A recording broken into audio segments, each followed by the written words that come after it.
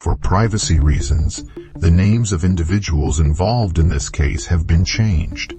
Stay tuned. A 911 call in the dark. A panicked voice, trembling over the howling ocean wind, came over the phone. "He's after me. Please help me." Then silence. The woman vanished without a trace. What the police discovered next was more than just an ordinary missing persons case. As one body after another was found along the deserted sands of Gilgo Beach, the horrifying truth gradually emerged. A serial killer had been operating in the shadows for years without anyone knowing who was behind this series of gruesome crimes.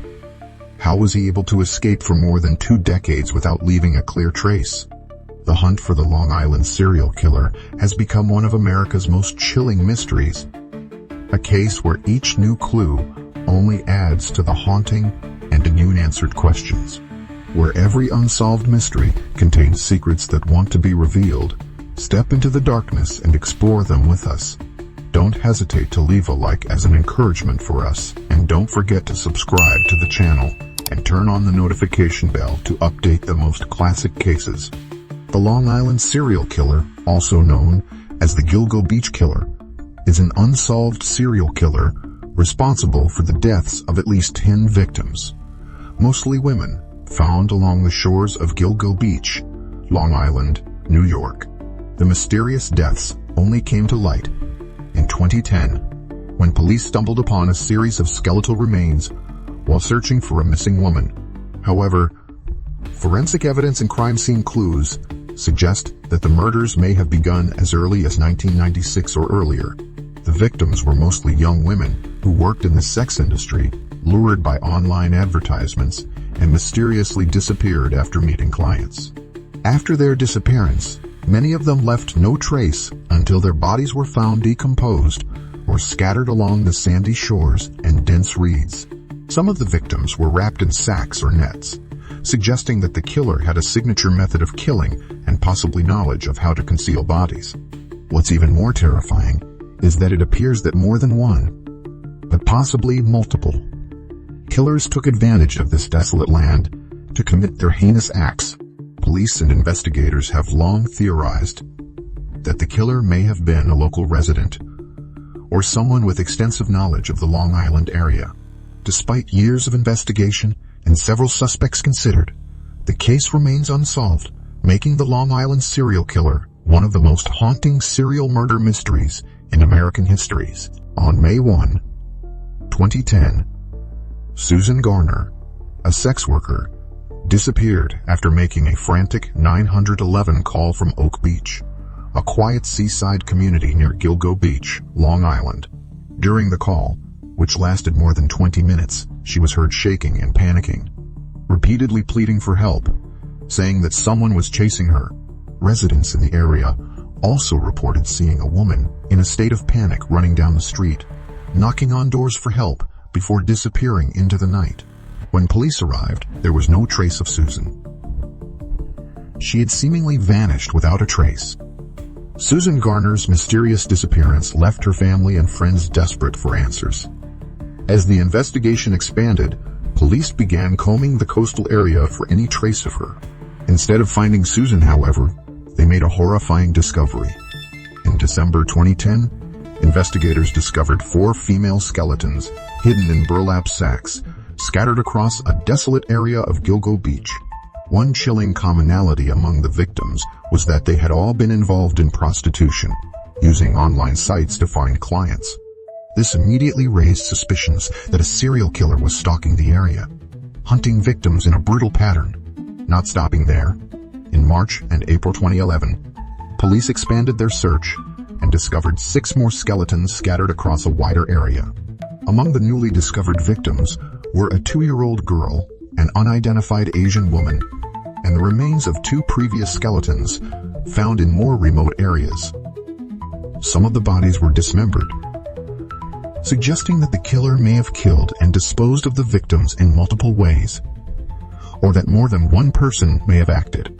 Despite the discovery of a total of 10 sets of remains, Susan Garner's whereabouts remain a mystery.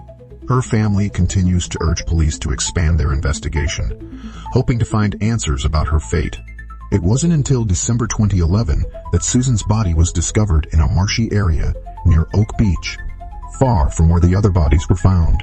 An autopsy revealed that she did not show signs of being murdered in the same manner as the other victims, giving rise to various theories about her cause of death. Was she truly a victim of the Long Island serial killer? Or did she die of another cause while trying to flee from an unknown threat? With these shocking discoveries, the case quickly became one of the most complex serial murder investigations in American history. A series of theories, suspects, and fragmentary evidence were put forward. But more than a decade later, the mystery of the Long Island serial killer remains unsolved.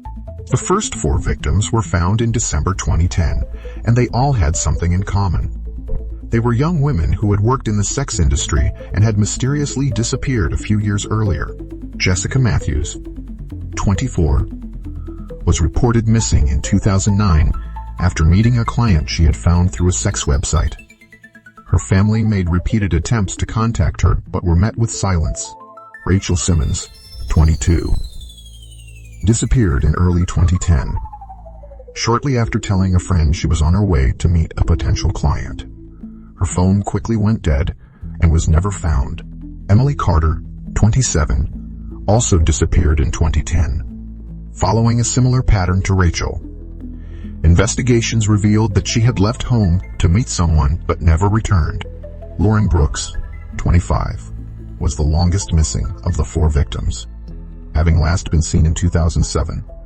Like the others, she worked in the sex industry and communicated with clients through online platforms. All 4 bodies were found in a state of severe decomposition, with no obvious cause of death. However, investigators believe they were killed in the same manner, possibly by strangulation or asphyxiation. The similarity in the way the bodies were disposed of, wrapped in sacks and dumped in the same area, has led police to believe that this was the work of a serial killer with a clear and calculated method of killing. 6 other sets of remains were discovered in 2011, with some notable exceptions. Amanda Taylor, whose partial remains were found in 2003 in Manorville, but it wasn't until 2011 that police found her remains at Gilgo Beach. This suggests that the killer may have murdered and disposed of her in 2 different locations, or that there may have been more than one killer operating in the area. Vanessa Cole, whose case was similar to Amanda's, with her body scattered. One was discovered in 2000 and the other in 2011. This raised questions about whether the killer was returning to the same scene to dispose of more remains. A girl, about 2 years old, was one of the most haunting discoveries. She was found alongside the body of an adult woman, and DNA testing later confirmed that they were related. It is believed that the girl may have been murdered along with her mother, an unidentified Asian woman. This is the only victim with no apparent connection to the others. She is believed to be in her 20s or 30s and has signs that she may be transgender. Due to the lack of information, her identity remains a mystery. The variety of ways the bodies were disposed of, the identities of the victims, and the length of time they disappeared from 1996 to 2010 make the case even more complicated. Police cannot determine whether all the victims were murdered by a single killer, or if this is an area used by multiple serial killers to dump bodies. Despite a number of theories, the mystery of these victims and their killer remains unsolved, leaving a haunting mark on the Long Island community and the United States for more than a decade. As police investigated the case further, they theorized that the Long Island serial killer may have been an individual who was extremely familiar with the Long Island area, particularly the Gilgo Beach coastline.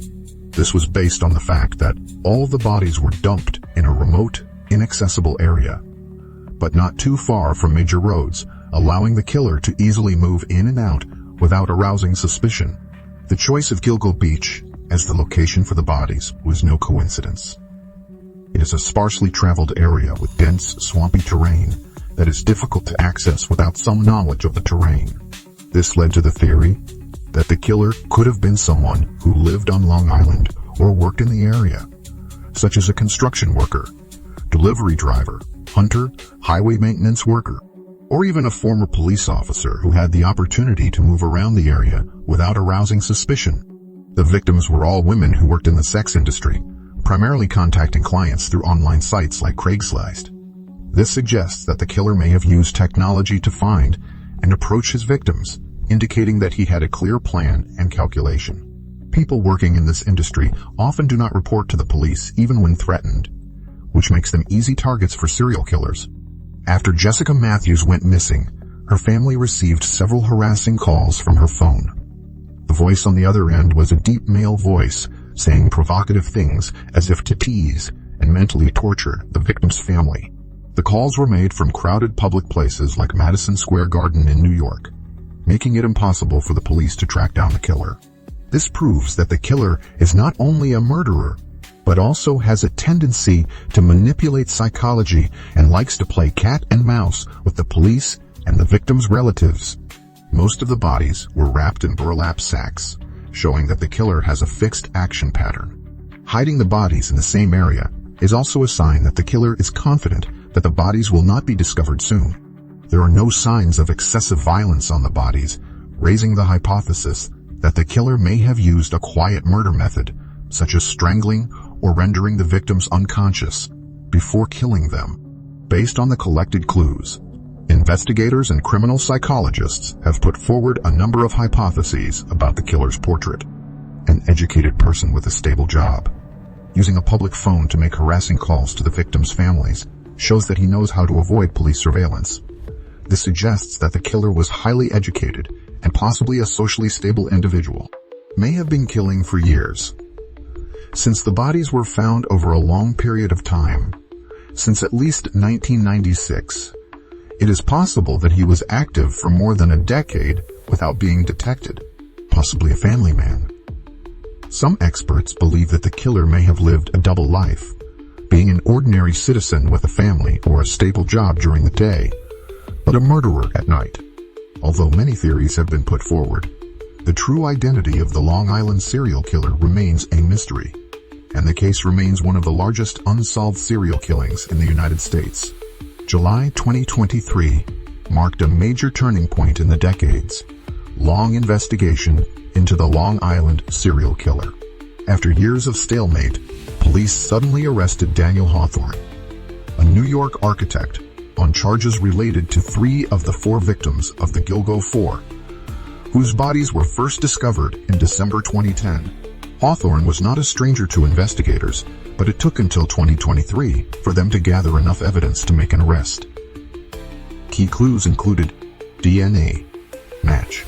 A hair found at the scene matched the DNA of a member of Hawthorne's family, which led police to identify him as a possible suspect. Possession of suspicious weapons and documents. When police searched Hawthorne's home, they found several guns, along with documents and computer searches about the Gilgo Beach murders, how to hide bodies, and how to evade police investigation. His cell phone was spotted near the disposal area. Cell phone tower data showed that Hawthorne's phone was in the Gilgo Beach area around the time the victims went missing. Although Hawthorne was arrested, the case is still not completely closed. Some points remain unanswered. Was he the only one behind the murders? Of the 10 sets of remains found in Gilgo Beach and surrounding areas, Hawthorne has only been charged in connection with 3 victims of the Gilgo 4. Was he really the only culprit, or is there another killer or killers still at large? What was his motive? How could a successful architect like Hawthorne be involved in these horrific crimes? Did he lead a double life? Or was there some other psychological motive that drove him to kill? What will happen next? With the evidence now available, will Hawthorne be convicted, or will the case go cold again? Police are still investigating to find out if he is involved in other unsolved murders. The arrest of Daniel Hawthorne brings hope to the victims' families and those who have followed the case for years. However, this is not the end. Unanswered questions make the public wonder. Has the Long Island serial killer really been caught? Or are there still terrifying secrets hidden behind? The Long Island serial killer is not only one of the most terrifying serial killings in American history, but also one of the most unsolved mysteries. More than a decade on, The bodies found scattered along Gilgo Beach paint a chilling picture of a serial killer who was meticulous in his methods, knew how to cover his tracks, and may have eluded police for years. Key questions remain unanswered. Was Hawthorne the only killer? Despite DNA evidence and physical evidence that placed him at the crime scenes, there is no evidence that he was involved in all 10 bodies found. If he was indeed the only killer, why were some of the victims murdered in different ways? With many of the bodies dumped as early as 1996, more than a decade before the Gilgo 4 disappeared, was there more than one killer? Some forensic experts believe that multiple killers may have used the area to dispose of bodies, given its remote location and difficulty in detection. Forensic records show that some bodies were dismembered, while others were intact, which could be a sign of different perpetrators with different methods of killing. Are there more victims yet to be found? When police discovered the first body in 2010, they did not expect to find 9 more. This raises the question: how many more victims have yet to be found? Some reports from sex workers suggest that women have gone missing in the area over the past 2 decades. Could the killer or killers have hidden the bodies elsewhere that have not yet been discovered? Has Hawthorne actually been convicted? Hawthorne's arrest is a major step forward, but to convict him, prosecutors must prove beyond a reasonable doubt that he is guilty. Is it enough to convict him of murder based on DNA from a single hair or internet searches? Or is there still a possibility that someone else is behind the crime? The public and media have been following the case closely, hoping that justice will be served and the victims' families will have answers. But what happens next? If Hawthorne is not the only killer, will the police continue to expand the investigation to find the others? If he is convicted, will that be the final straw in the case, or just part of a larger mystery? Will more bodies be discovered in the future, painting an even more horrifying picture of a serial killer who has never been caught? In the end, will justice be served, or will the Long Island serial killer case forever remain an unsolved mystery?